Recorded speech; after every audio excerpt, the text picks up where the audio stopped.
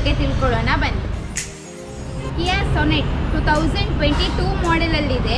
Single ಓನರ್ಶಿಪ್ಪಲ್ಲಿ ಬರುತ್ತೆ. Diesel ಫ್ಯೂಯಲಲ್ಲಿ ಇದೆ. ಹಾಗೆ ಇದು 51,000 ಕಿಲೋಮೀಟರ್ಸ್ ಡ್ರಿವನ್ ಆಗಿದೆ. ಆಟೋಮೆಟಿಕ್ ಟ್ರಾನ್ಸ್ಮಿಷನ್ ಆಗಿದೆ.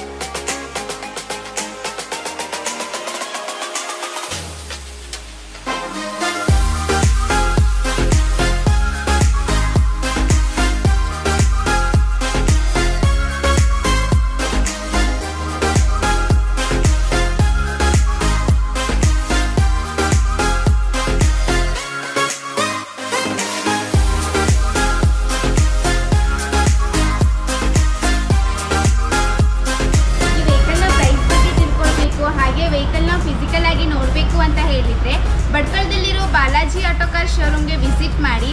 ಹಾಗೆ ಕ್ಯಾಪ್ಷನಲ್ಲಿ ಕೊಟ್ಟಿರೋ ನಂಬರ್ಗೆ ಕಾಂಟ್ಯಾಕ್ಟ್ ಮಾಡಿ ಹೆಚ್ಚಿನ ಮಾಹಿತಿನ ತಿಳ್ಕೊಳ್ಳಿ. ಧನ್ಯವಾದಗಳು.